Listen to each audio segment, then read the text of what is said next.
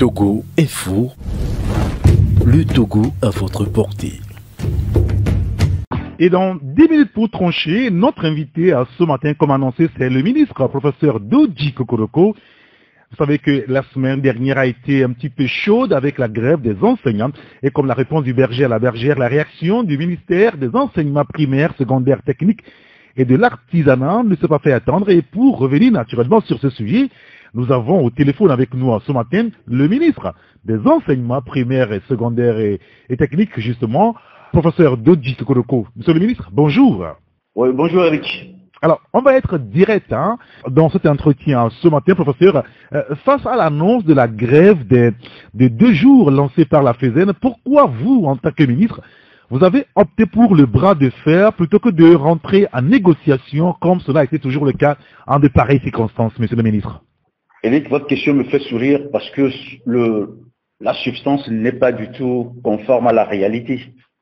Le fort à la vérité n'est assez fort pour rester toujours le maître que s'il transforme sa force en droit et en dialogue permanent. La doctrine du ministère des enseignements primaires, secondaires, techniques et de l'artisanat vous est ainsi rappelée. Et le gouvernement, toujours fidèle à la démocratie, à l'état de droit, ne rappellera aux partis, notamment la FESEN, que le droit, tout le droit et rien que le droit. Qu'est-ce qui s'est réellement passé, Eric? Au point où je vous dis, toutes ces analyses sur les réseaux sociaux relèvent de la pure manipulation et de la pure affabulation. La FESEN, par une correspondance en date du 7 octobre, nous informe de sa volonté de se mettre en grève. Si, au 29 octobre, elle n'obtient pas satisfaction sur la gratification exceptionnelle promise, non pas par les syndicats ou les acteurs du secteur de l'éducation, mais par le gouvernement, dans le but d'améliorer la condition enseignante et surtout devant une interprétation erronée du protocole d'accord de 2018. Alors, le gouvernement, en réponse, a invité toutes les fédérations, les 8, pour une discussion dans le cadre classique que nous connaissons, une discussion pour le 4 novembre 2021. Alors, prenez les faits. Correspondant du 7, non-obtention de la gratification avant le 29. Le gouvernement a joué sa partition en invitant par une correspondance en date du 27 octobre toutes les fédérations à la table de discussion pour le 4 novembre. Alors, où est le bras de fer dans ce que vous nous dites? Surtout à l'idée que la gratification exceptionnelle soit du ressort du gouvernement. C'est une promesse du gouvernement. Et je vous réitère dans le cadre de cette émission que le principe n'est aucunement remis en cause. Alors, Eric, questionnons les faits. Vous savez, le Togo n'est pas une république bananière. Et à l'évidence, le droit de grève s'élève dans le cadre des lois qui le réglementent. Ces conditions qui sont fixées au titre des articles 324 et suivants du Code du travail et du statut général de la fonction publique n'ont même pas été respectées par la FESEN, notamment l'échec de toute discussion relative à la question au cœur de la grève annoncée et surtout les 10 jours ouvrés. Alors, qui crée le bras de fer finalement? Et qui est dans l'illégalité? Qui est dans l'irrégularité? Mais cherchons le problème. Cherchez-le, Eric. Oui, très bien, on a compris, mais nous savons aussi que pour une meilleure éducation des enfants de ce pays, comme c'est le cas ailleurs aussi, je suppose, il faut renforcer les compétences des éducateurs et améliorer leurs conditions de travail. Alors, si une catégorie d'enseignants, de vos collaborateurs, on va dire, se plaint toujours, vous ne trouvez pas qu'il faut toujours discuter l'opinion, le sentiment aujourd'hui, clairement, il faut le dire, monsieur le ministre, que vous n'utilisez que le bâton au lieu du bâton et de la carotte? Que leur répondez-vous, professeur Kokoroko? Mais Eric, écoute bien.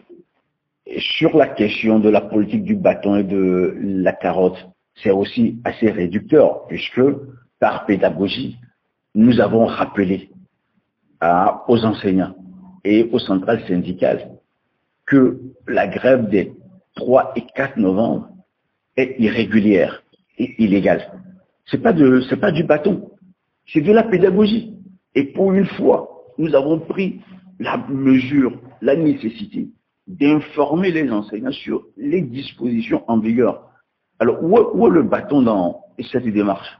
Maintenant, revenons à la condition enseignante et au défi du secteur de l'éducation dans son ensemble. À la vérité, le protocole d'accord surrappelé a énormément amélioré la condition enseignante. Toutefois, et je ne dirai jamais que la condition enseignante soit intégralement réluisante, alors, dans le cadre de la feuille de route du gouvernement, les projets 9 et 10 se rapportent à l'amélioration de la condition enseignante et de l'amélioration du secteur de l'éducation, notamment l'augmentation des capacités d'accueil et l'amélioration de la qualité de l'enseignement. Et le gouvernement déroule cette feuille de route avec responsabilité et célérité, puisque aujourd'hui, le recrutement et la formation de 300 élèves inspecteurs et conseillers pédagogiques est une réalité. Le recrutement d'environ 2800 enseignants au titre de cette rentrée 2021-2022 est aussi une réalité. La réhabilitation des bâtiments scolaires et la dotation des établissements en matériel informatique et didactique, c'est du concret. Et vous verrez d'ailleurs que la semaine prochaine, nous démarrerons la distribution de ces équipements pédagogiques et informatiques. Et quelques jours après, on lancera officiellement au titre des moyens mobilisés par le ministère lui-même, en dehors des 30 000 salles de classe qui sont dans la feuille de route du gouvernement, nous lancerons la réhabilitation, la construction d'un certain nombre d'établissements qui sont aujourd'hui vétustes et insalubres. Alors, l'acquisition de matériel roulant et la mise en œuvre même de la réforme de l'ENS et des aînés, mais c'est pas du vent. Alors, comment améliore-t-on la condition enseignante dans ce cas de figure? Et il revient alors à chaque Togolais de bonne foi d'apprécier tous les efforts qui se réalisent dans le secteur de l'éducation et pouvoir jouer pleinement leur partition. En dehors, il n'y aura pas de pagaille, il n'y aura pas de désordre et le droit sera dit et respecté. D'accord, on a compris. Alors, vous avez établi une liste d'environ 1300 directeurs d'école. Alors, ces directeurs ont été remerciés la semaine dernière, on le disait un petit peu comme une réponse du berger à la bergère. Alors, pour commencer, rassurez-nous, monsieur le ministre, c'est pour quelle raison, finalement?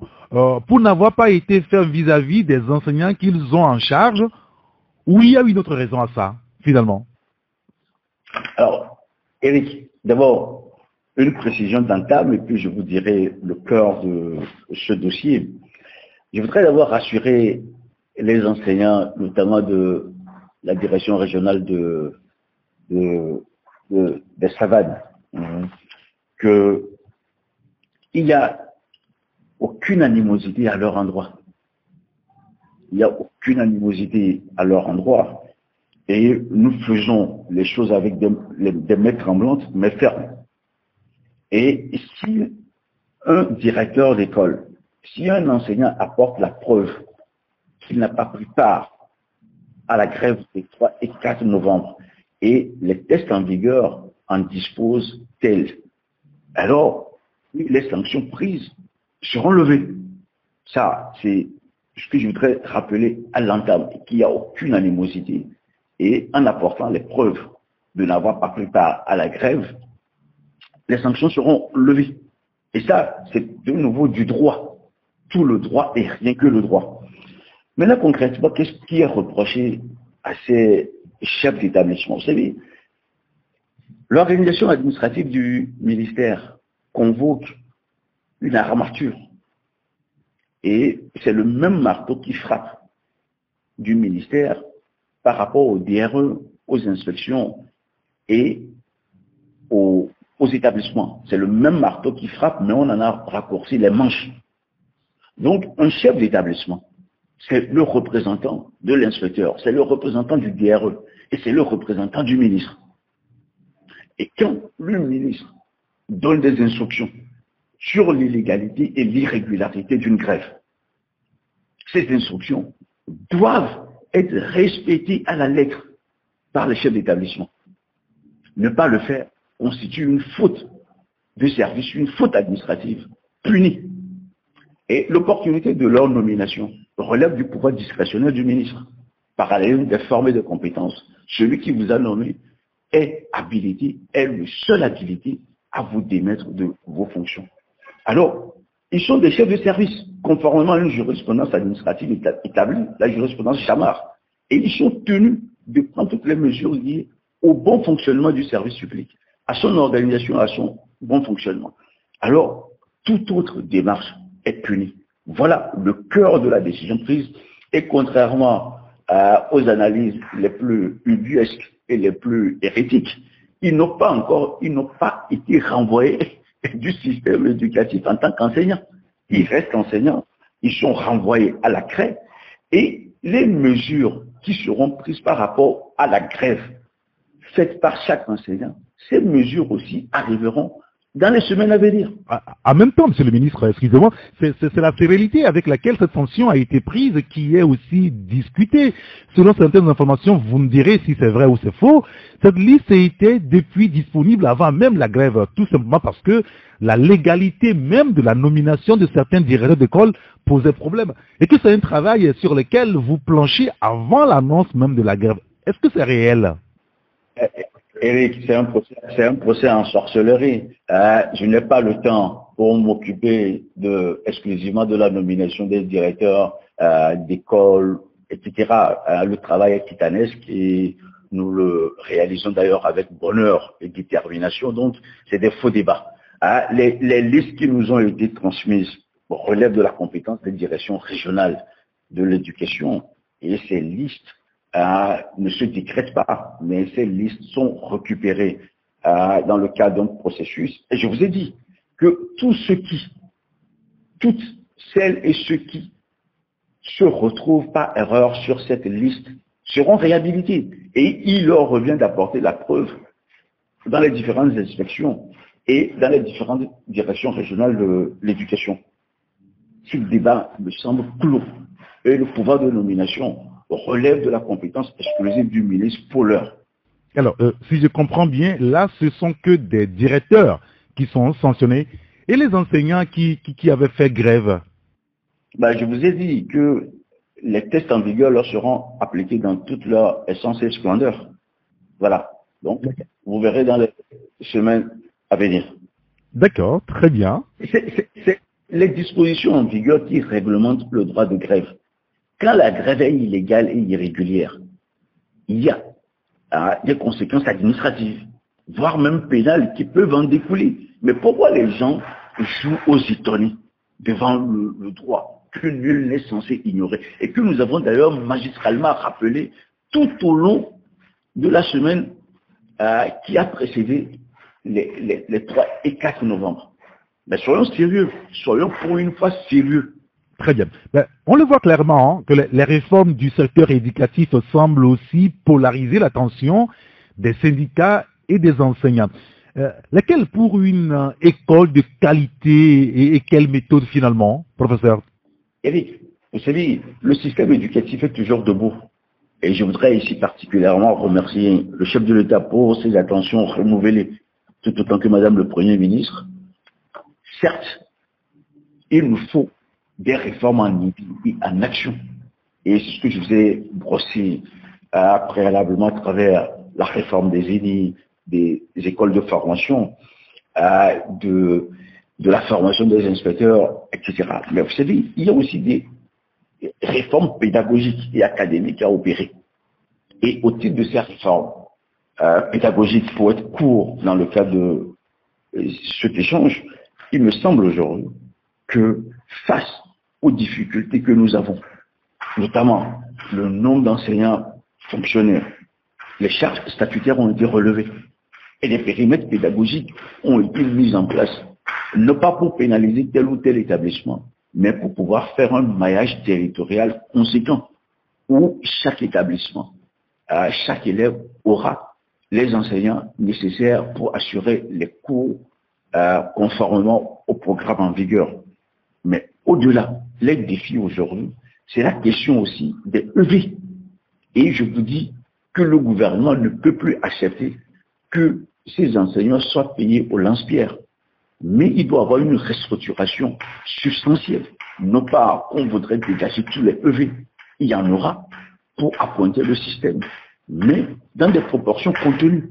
Et les réflexions sont assez avancées à notre niveau pour atteindre des restructurations assez conséquentes. Mais les enseignants, autant du confessionnel et du privé, ne peuvent pas non plus échapper à ces différentes réformes, puisqu'il n'y a pas que l'école publique à réformer. Mais est-ce que vous acceptez que des enseignants volontaires ou les enseignants du privé soient payés au lance-pierre comme nous le vivons aujourd'hui? C'est des choses qui ne peuvent pas prospérer dans une république de solidarité, dans une république de territoire.